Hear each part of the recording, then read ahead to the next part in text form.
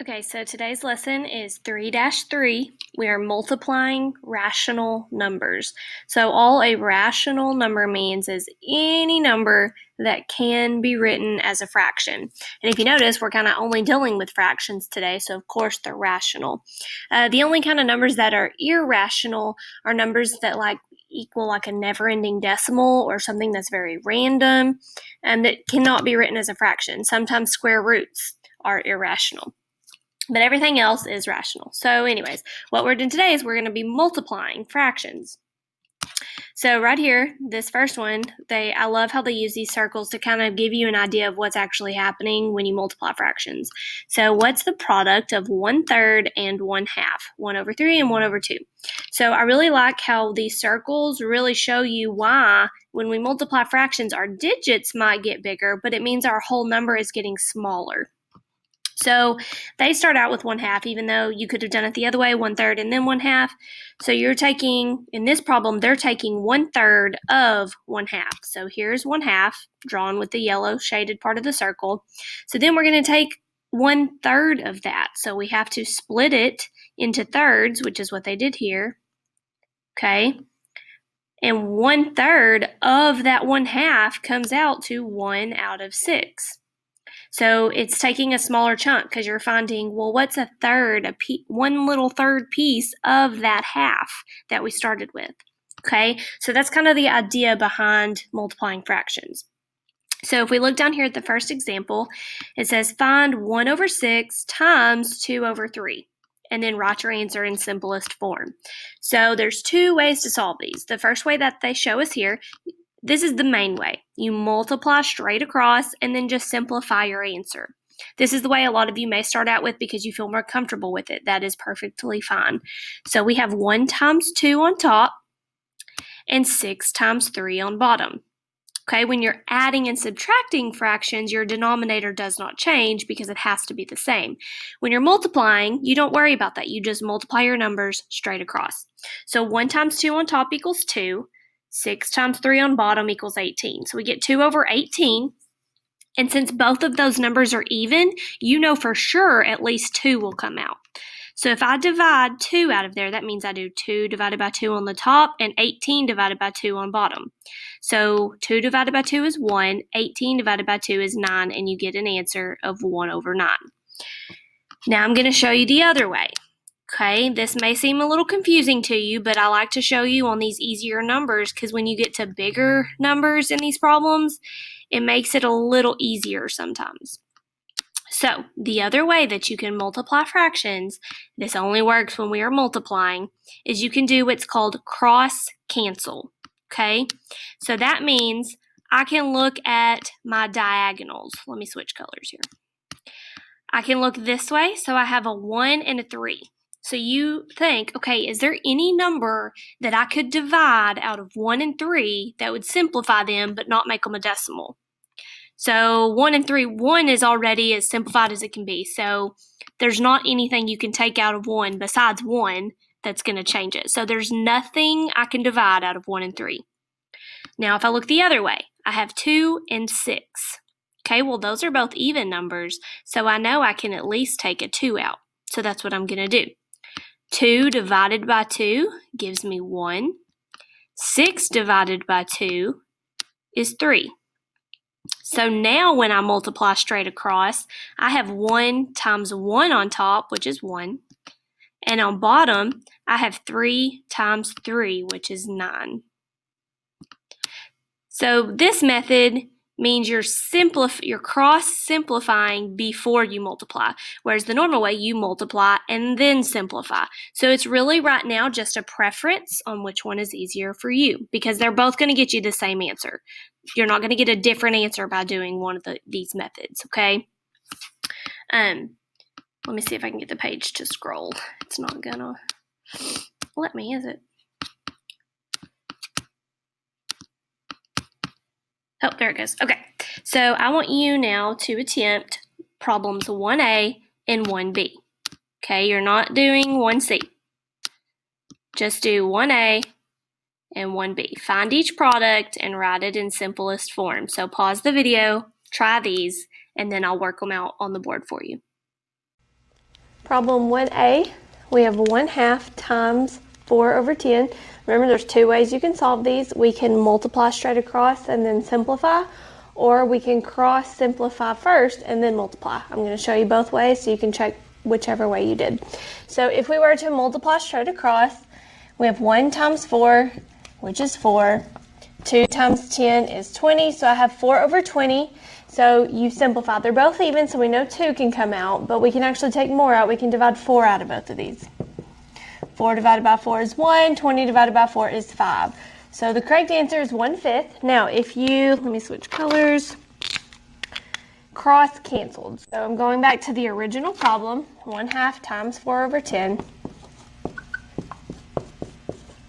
This only works because we are multiplying these fractions, okay guys? So we can look at the diagonals. I have 1 and 10. Is there any number we could divide out of both of those? Okay, well this one's a 1. It can't get any more simplified. So no, there's nothing I can divide out of 1 and 10. Excuse me, sorry. If I look this other way, goodness, sorry about that. I have a 4 and a 2.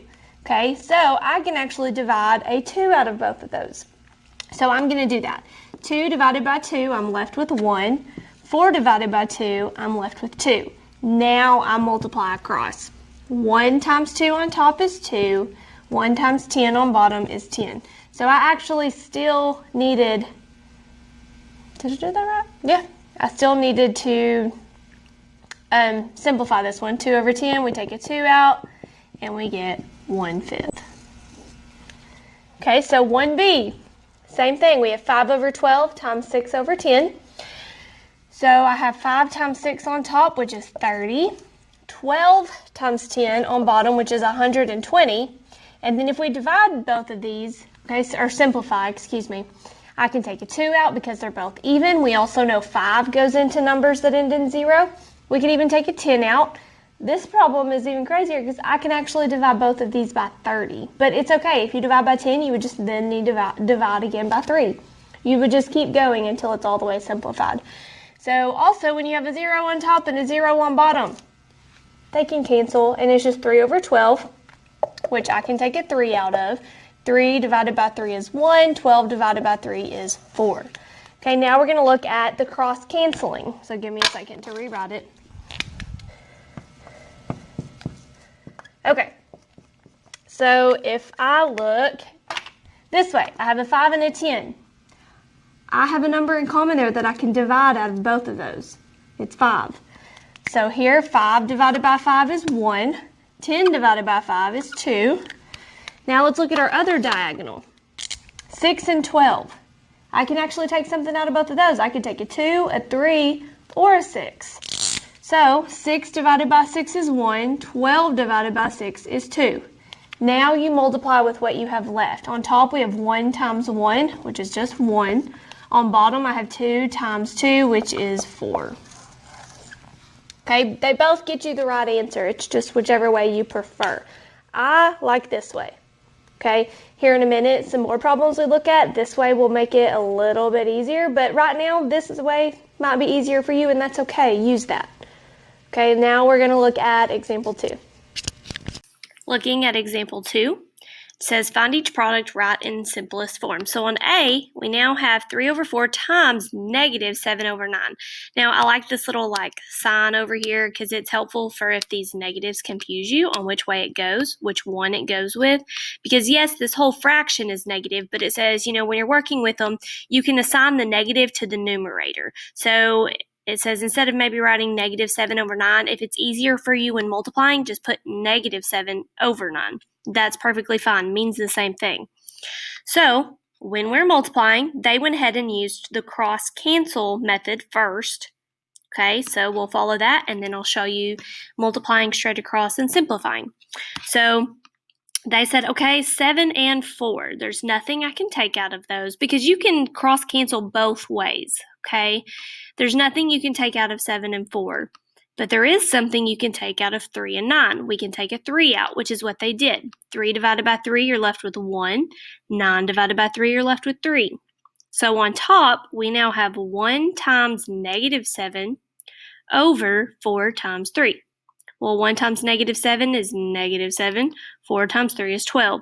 So you come out with an answer of negative 7 over 12.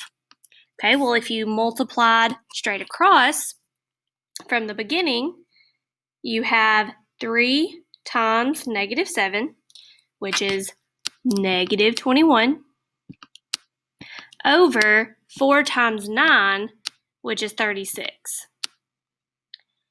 And we have to simplify, and you end up having to divide both of those by 3, and you still end up with that same answer as you should, negative 7 over 12.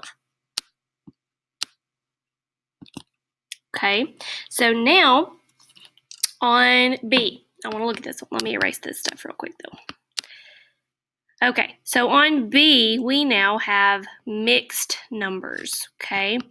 Well, when we are multiplying fractions, you can't multiply a mixed number in that form. What that means is you can only multiply fractions as long as you have one number on top and one number on bottom. We can't necessarily multiply these yet. So what we have to do is turn them into improper fractions. How we do that, so I'm going to rewrite 2 and 1 over 3 over here. You might write this piece down with these symbols, so we have to multiply the bottom. So you might write that or draw that, and then you go back and add the top number. So this means 3 times 2, which is 6, plus 1 is 7. So I have 7 on top, and then you keep your same denominator. So 2 and 1/3 is the same thing as 7 over 3. Okay, so write this little piece down just so you have one example of changing a mixed number to an improper fraction. Okay, so now back to this problem as we follow along. So 2 and 1/3 becomes 7 over 3. So then we do the same thing to 2 and 5 over 7. 7 times 2 is 14, plus 5 more is 19, and we keep it over that denominator. So they get 19 over 7. Now we have 7 over 3 times 19 over 7. So they went ahead and cross-canceled first again, and this one actually works out really nice because look at these two numbers, they're the same. So since they're both 7, we know we can divide them both by 7 to get 1. Now it's going to be real easy to multiply.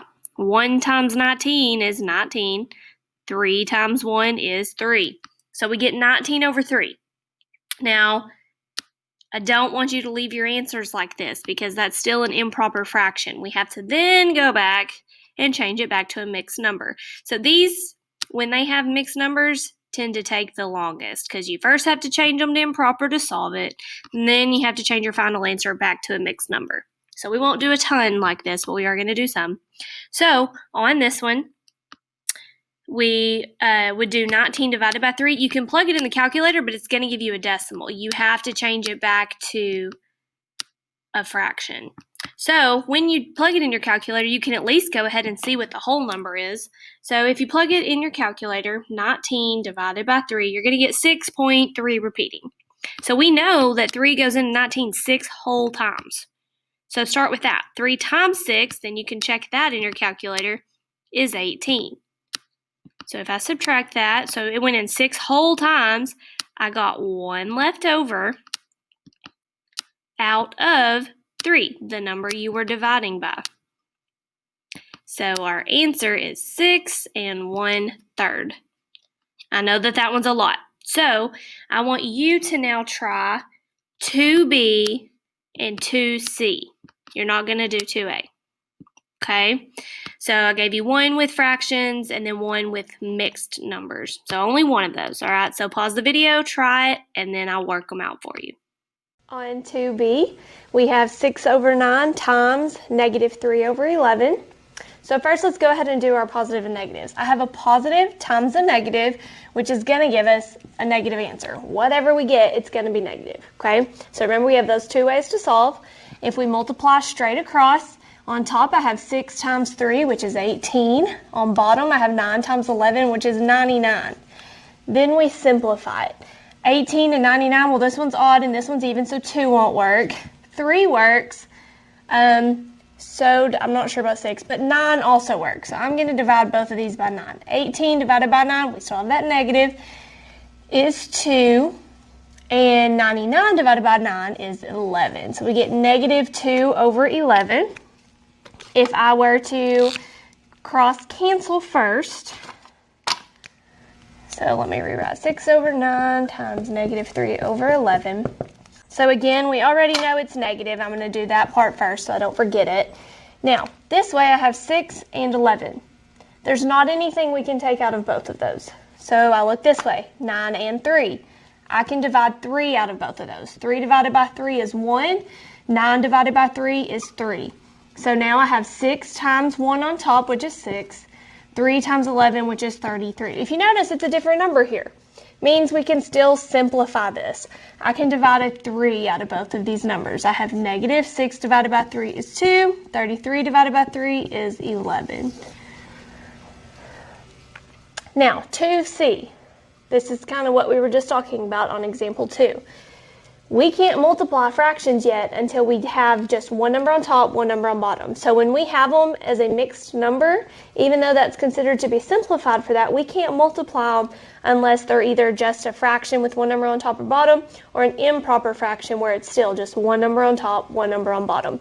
So in this problem, I have to do some work before I can start. I have to first make both of these improper so that I can multiply them. So let me do that in black. So, as we just talked about, to make a mixed number improper, you multiply the bottom and add the top. So we have 8 times 3, which is 24, plus 3 more, so 25, 6, 27, so that will be 27 over, you keep the same denominator that it was already over. Okay, now let's do the other side.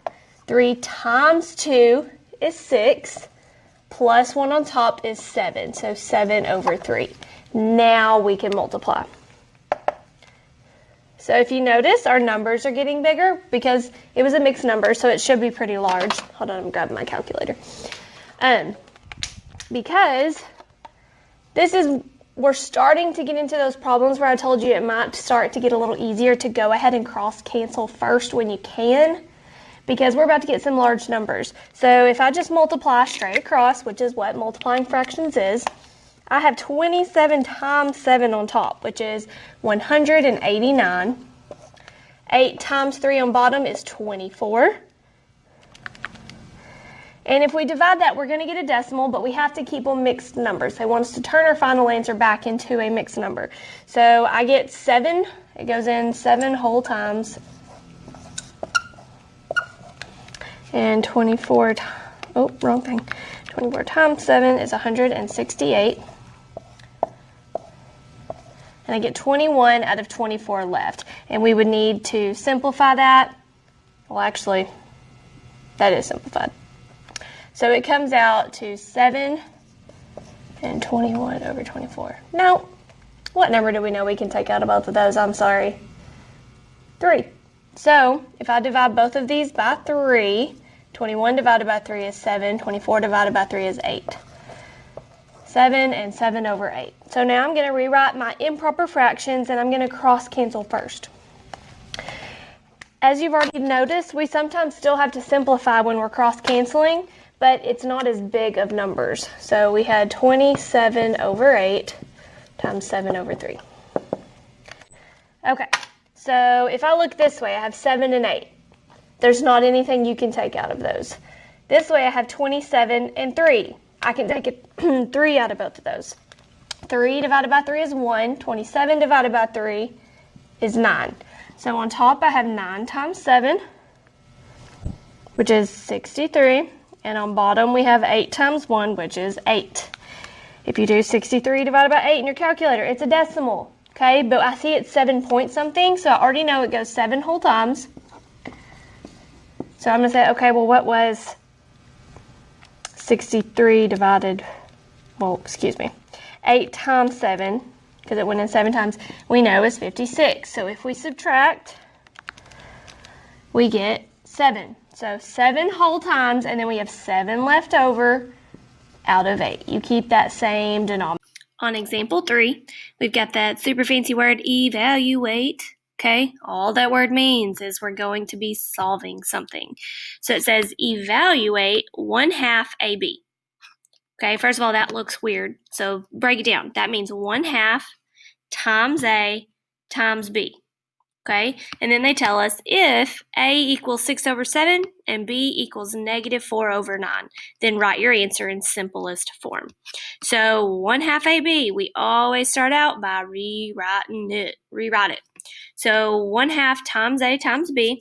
So they told me A was 6/7, B was -4/9. So we're multiplying 3 fractions now. So start with your first 2. So what they did, hold on, I'm making sure that I'm reading this correctly.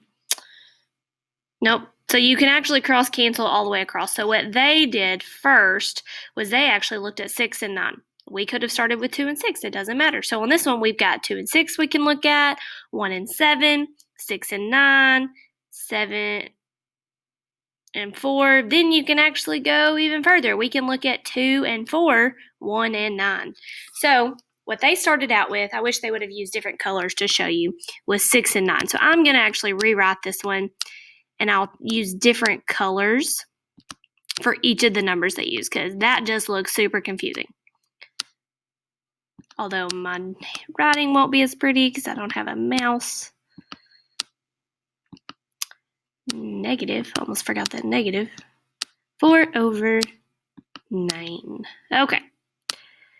It's beautiful, I know. All right, looks like some of y'all's handwriting. So now, what they started out with was 6 and 9. So 6 and 9, we could take a 3 out of those. So 6 divided by 3 is now 2. 9 divided by 3 is 3. Okay, we can't take anything out of 1 and 7. We can't take anything out of 7 and 4. But we can take something out of 2 and 4. Okay, now I do want to mention this. They went ahead and took out 2 and 4. We could have also done 2 with 2 instead. It doesn't matter. Okay, it's not like there's one right way. So they did the 2 and 4, so that's what we'll do. They said, okay, 2 and 4, we can divide a 2 out of both of those. So 2 divided by 2, you're left with 1. 4 divided by 2 is 2. Now we can go back and multiply. So on top, let me switch colors again. I'll go red. So on top, I now have 1 times 2 times -2. So 1 times 2 is 2. 2 times -2 is -4. On bottom, I have 1 times 7, which is 7, times 3, which is 21. So I have -4/21, and that actually is simplified. So I know that one was a lot because it had 3 fractions. If that would have made it any easier for you, you could have first just looked at the first 2 fractions, okay, multiplied and simplified that answer, and then multiplied it by this 3rd fraction. That is still completely fine and will still get you the correct answer, because I know it looked really confusing to be cross-canceling across like that. So you are now going to look at 3A and 3B to try on your own. If you notice, these at least don't have 3 things being multiplied. They just have 2. I'm not going to make you do 3C. So you're just doing these 2. Okay, pause the video, attempt them, and then I'll go over them on the board with you. On 3A, we have XY. The first thing you always do on these types of problems is rewrite it. I know a lot of you try to do it in your head, and then you end up missing some problem just because you maybe left a negative off or something simple that kind of makes you mad at yourself. So rewrite it. I promise it won't hurt you. Okay? Just rewrite it. So they told us x equals 3/8 and y equals -2 and 2/9. So I have x times y when they're side by side. So I have 3/8 times -2 and 2/9. Okay, well we can't multiply fractions when one of them's a mixed number. So we first have to make that one improper. So I have 9 times 2, which is 18, plus 2 more, 19, 20. So I keep the negative, so I have -20/9. So I have that times 3/8. Okay, if you multiplied straight across and simplified, you'll be able to check your final answer. But on this one, I'm just going to go ahead and look at cross-canceling only. So Let me look at some other colors. This way, I have a 3 and a 9. I can divide 3 out of both of those. 3 divided by 3 is 1. 9 divided by 3 is 3. Now if I look the other way, I have 8 and 20. Okay, so I know I can take a 2 out of those. I could also take a 4. So 8 divided by 4 is 2. 20 divided by 4 is 5. Now, I still have that negative in there. A positive times a negative is negative. On top, I have 1 times 5, which is 5. On bottom, we have 2 times 3, which is 6. So it is negative 5 over 6. If you worked it out the other way, that's okay, as long as you got the same final simplified answer of negative 5 over 6. So on 3B, I will work this one out where I multiply straight across and then simplify. So if you cross-canceled, you'll just be able to check your final answer. So we have 5x, which means 5 times x. So I have 5 times 3 over 8. Okay, well this is a whole number. To multiply fractions, we multiply across, so I make it a fraction. Whole numbers are easy because you just put them over 1. Okay, so you could cross cancel. On top I have 5 times 3, which is 15. On bottom we have 1 times 8, which is 8. That's not simplified. Okay, it might be simplified if they say leave it as a fraction with 1 on top, 1 on bottom, but that's improper. So we want to make it a mixed number. So 15 divided by 8 is not quite 2 because 8 times 2 would be 16. So we know it goes in one whole time, which gives me 7 back. So it is 1 and 7 over 8. Now let's look at example 4. Example 4. I like this problem because I know a lot of y'all don't like word problems, but I like this one because it's talking about roller coasters. And I don't know about y'all, but I love-hate roller coasters. I am terrified of heights, but I will make myself ride roller coasters, so I'll be scared to death before I get on it and while I'm on it, but then after I'm like, man, I'm glad I did that. That was fun. So I like that this one kind of brings in roller coasters. So it says the first hill on a certain roller coaster is 255 feet tall. Yikes. The first drop on another roller coaster is about 11/20ths or 11 over 20 as tall as the first roller coaster. Find the height of the hill on the second roller coaster. So they told us how tall the first one was, 255 feet tall. Then they told us that the drop on another one is about 11/20ths as tall as the first one. So that means we have 11 over 20, 11/20ths of that 255 feet tall. And the word of in math means multiply. So right here they show us, okay, so we have 11 over 20 times 255. When we're multiplying fractions, we multiply straight across. So we just make that whole number a fraction by putting it over 1, which is what they did here. Now we can multiply straight across or cross cancel. So what they did, they went ahead and divided both of these numbers by 5. If you remember your divisibility rules, which you learned a few years ago, so you probably don't completely remember, 5 goes into any number that ends in a 5 or a 0. So since both of those end in a 0 or a 5, we know 5 will go in there. So we take 20 divided by 5 is 4, and then you could use your calculator because 255 divided by 5 is 51. Then they multiplied 11 times 51 on top and 4 times 1 on bottom. When they did that, they got 561 over 4. Okay, then they simplified that. So when you plug it in your calculator, you're going to get 140.25. So that means it went in 140 whole times. Then if you will subtract, you get 1 left over because that's 560 out of 4. So 140 and 1/4 feet tall. So they said about 140 feet drop. So I want you to try problem 4A. It says the Willis Tower in Chicago is about 1,450 feet tall. The Empire State Building in New York City is about 4/5 as tall. About how tall is the Empire State Building? So pause the video, try that problem, and then I'll go over it with you. So 4A said the Willis Tower in Chicago is about 1,450 feet tall. the Empire State Building in New York City is about 4/5 as tall. About how tall is the Empire State Building? Okay, so I do want to start by saying, I don't know why, when everybody sees word problems in math, they just freak out. Okay, you just have to break them down piece by piece. You know, it's funny because most people say math is the hardest subject for them, but then whenever we do word problems in math, they think it's even harder. So which one's really harder, math or English? Okay, anyways, debate for a later time. All right, so they told us that the tower in Chicago is about 1,450 feet tall. And then they said, well, the Empire State Building in New York is about 4/5 as tall as that tower. So if it's 4/5 as tall, it means it is 4/5 of this tower. Okay, that word of is like ding, ding, ding. In math, of means multiply. So we have this times 4/5. And that will tell us how tall the Empire State Building is in New York. And by the way, it's really tall. I've seen it in person. It's way on up there. And so this tower in Chicago must be super tall. Okay, so we know when we have a whole number, we put it over 1.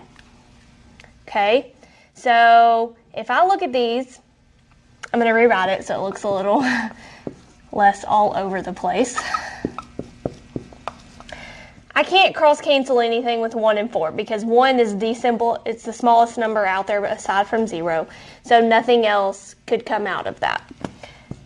But if I look this way, 1,450 and 5. Now, you may not know exactly what 5 times whatever goes into that, but we know it ends in a 0. And our divisibility rules tell us 5 goes into any number that ends in a 5 or a 0. So we know 5 will go into that number. That's when our handy-dandy calculators come in. So I'm going to divide 5 out of both of these. 5 divided by 5 is 1. So I'm going to do 1,450 divided by 5, and I get 290. Now we multiply straight across. So I have 290 times 4 on top, which is 1,160. And then on bottom we have 1 times 1, which is 1. Anytime we have a number over 1, that just means it's a whole number. So the Empire State Building in New York City is about, it's not exact, but it's about 1,160 feet tall. That's way on up there.